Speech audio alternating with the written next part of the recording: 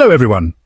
In this video I will be translating and summarizing the latest Urdu broadcast by Samina Pasha to make it accessible for our English-speaking audience.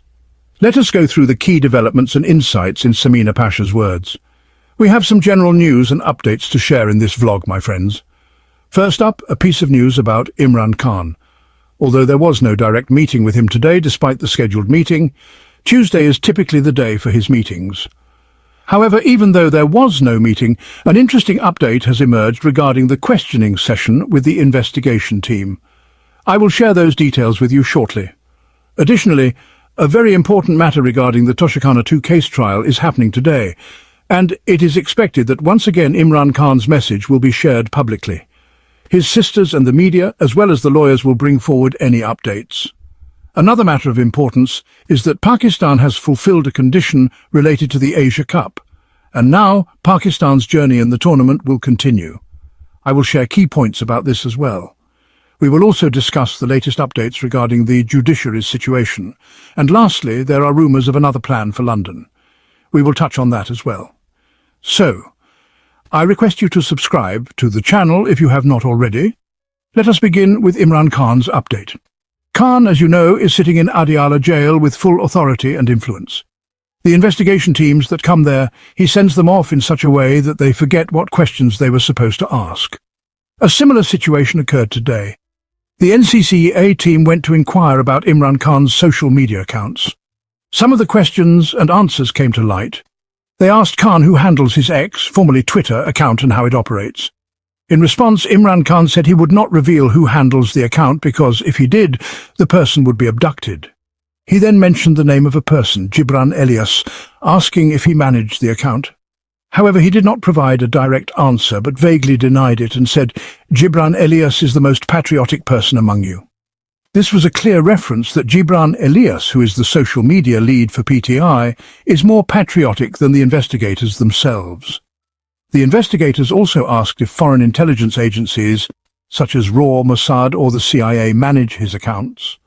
Imran Khan responded by saying, "What strange questions are you asking? If there is something useful to discuss, do so, or just give me the written questionnaire and my lawyers will handle the answers." Khan scolded them a bit and sent them away. Some reports suggest that Mahmoud Rehman from the Commission also visited. In response, Imran Khan said that he had already read the full report in jail. These interactions reflect Imran Khan's confidence, showing that he is not ready to bend before the system, nor is he taking any pressure from them. His responses to the investigators are so tough that they forget the questions they were supposed to ask and leave without achieving much. Even when they came to conduct a test on him, the one involving a machine, the name of which I cannot recall, Khan sent them off in a similar manner. Today, another interesting response came from Alima Khan. She was asked a similar question about who handles Imran Khan's social media account. With confidence and calm, she replied, "The colonel sitting inside handles it. He facilitates us, and Imran Khan's message reaches directly through him as he handles his Twitter account." This was her sharp and witty reply that left the questioner speechless. There are ongoing issues with the social media accounts of both Imran Khan and the official PTI handle. This problem has been discussed several times before, with some PTI leaders suggesting that it should be operated from within Pakistan. However, Imran Khan takes full responsibility for the account and says that everything said on it reflects his own views and decisions. He acknowledges that it is a sensitive matter, but takes full responsibility for everything that is said through these accounts. Moving on, today is the day for the trial in the Toshakana 2 case at Adiala. Tuesday is traditionally the day for meetings, and several PTI members, including Ali Amin Gandapur, as well as people from Punjab and KP, were present. However, despite their presence, no one was able to meet with Imran Khan. Alima Khan and the other sisters did not get a chance to meet either. They waited for a long time and answered various questions. Alim Amin Gandapur also kept showing his charm, while Alima Khan stayed there till late at night before leaving. As she was leaving, it turned into a kind of rally, with her commenting that Imran Khan has many supporters and the entire public stands with him. She said it felt like a rally, even though they were just heading home normally. It is possible that there will be a meeting today, since when a trial session happens, meetings often take place afterward. We will have to see if Imran Khan's message will be shared today as well. This trial is important because it is believed that only 2 witnesses are left, and these include Imran Khan's military secretary and deputy military secretary, who are expected to give their testimonies today. Their cross-examination is also expected. It seems that this trial will be long, but the aim is to conclude it as soon as possible. We will provide updates on this case in the next vlog. In the midst of all this, court matters are becoming quite interesting. Shahbaz Dogar, who had been successfully halting the progress of Imran Khan's cases, is now in trouble himself. A reference has been filed against him in the Supreme Judicial Council, and a petition has also been filed against him in the High Court by Imam Mazari. There is also an interesting development regarding the reference in the Supreme Judicial Council, as the 5 members currently present there have an interesting composition. Among them is Chief Justice Yahya Afridi, followed by 2 senior judges, Justice Munib Akhtar and Justice Mansour Ali Shah. Also, Justice Alia Neelam, Chief Justice of the Lahore High Court, and Chief Justice Shahbaz Dogar of Islamabad High Court have been included. If you look at the composition of these judges, it is not hard to guess which side they might lean towards, with Yahya Afridi, Shahbaz Dogar and Alia Neelam appearing to be on one side. However, there is also an important point in this. Will Shahbaz Dogar be in the mood to review a reference against himself? Would it not raise the question that if there is a complaint against him, how can he decide for himself how to handle that complaint? But the interesting thing is that these days no one gives weight to this issue. Even if someone is the accused, they are left to decide how they will deal with the complaint themselves. This is the same thing that happened in the High Court. The action that was taken there was that the entire committee's constitution was changed. They just grabbed it and made changes. Now, what will happen in the Supreme Judicial Council is something we will have to see. Anyway, they have not called a session yet. Their sessions are only held after long intervals, but these issues we will have to see what challenges they bring in the future. Apart from this, another major news today is related to Imran Khan's cases, but there also seems to be some planning taking place.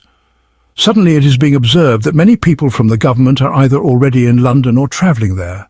For example, there was news yesterday that Nawaz Sharif has gone to London, and now there is news that Shahbaz Sharif, after his trip to Qatar where he attended the Arab League summit, might head to Saudi Arabia and then to London, and possibly later to the United States.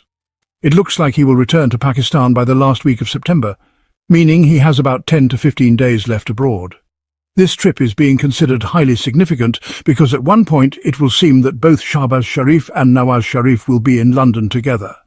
The army chief is also almost accompanying them wherever they are going.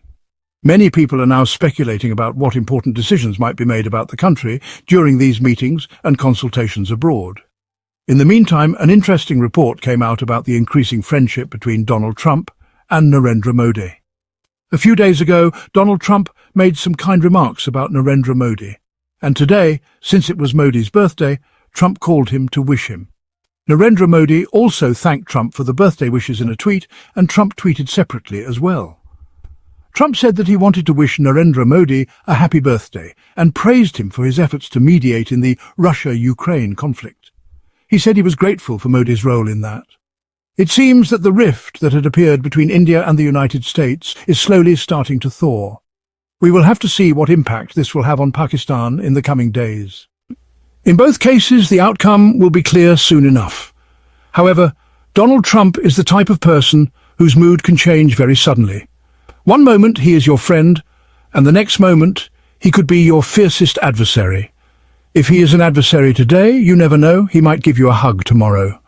He is very unpredictable, and as I have said before, if he is showing you a lot of affection, it does not necessarily mean you can rely on it, and if he is angry with you, it does not mean that is reliable either.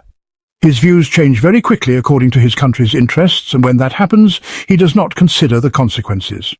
So let us see where this situation goes. From the cricket field, there is an important update as well. Pakistan had lodged a protest with the match referee and demanded a change, stating that they would not play any more Asia Cup matches unless the referee was changed. There were 2 different opinions about this. One view was that there should not have been any demand to change the match referee at all. It made no sense because what difference does it make? The issue of misbehavior came from India. It was India that refused to shake hands, politicized the post-match speech, etc. Pakistan should have made India realize its mistake, but they did not say anything. They did not take any action that would make a difference. Instead, they protested against the match referee, demanding a change because he asked the captain to shake hands with the Indian team. Now, it is clear that the Indian board holds significant influence over the ICC. This is not a hidden fact. Everyone knows about the Big Three story in cricket. So if the match referee listened to India's requests, it makes sense that Pakistan protested. But if they wanted to address India's behaviour, they should have focused on winning on the field. If Pakistan had won, India would have been embarrassed, and Pakistan would have had the chance to shake hands and talk to them as victors. But instead, Pakistan's poor performance on the field allowed India to behave arrogantly. That is the issue here. If you are protesting, you should at least focus on your performance. India would have been ashamed if Pakistan had performed well, and the issue of not shaking hands would have faded away. The crux of the matter is that Pakistan has to improve its performance. There is no doubt that they won the war on the battlefield, but now the problem is that there is no war. This is a sports field and India has beaten them there. They need to settle the score in the cricket field, not in political arenas. That wraps up our translation of Samina Pasha's video. I hope this English version helped you understand her message better. Please like, share and subscribe to Awami Lens to help our community grow. Do not forget to leave a comment below and let me know what you thought of this effort.